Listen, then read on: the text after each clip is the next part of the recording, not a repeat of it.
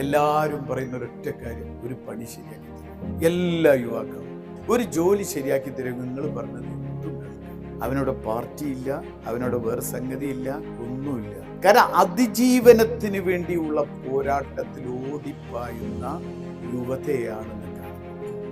കാലത്തിൻ്റെ ഒരു മാറ്റത്തിലാണ്. പാവപ്പെട്ട അയൽക്കൂട്ടത്തിലെ ഏറ്റവും അതിസാധാരണക്കാരിയായ ഒരു അമ്മ അല്ലെങ്കിൽ ഒരു ഉമ്മ ആ മകന്റെ സ്വപ്നത്തിനൊപ്പം ചിറക് വെച്ച് പറക്കാൻ എവിടെയെങ്കിലും പോയി രക്ഷപ്പെടട്ടെ എന്ന് വിചാരിച്ച് കിട്ടാവുന്ന സ്ഥലത്തു നിന്നൊക്കെ കടം വാങ്ങി മക്കൾ പറഞ്ഞു.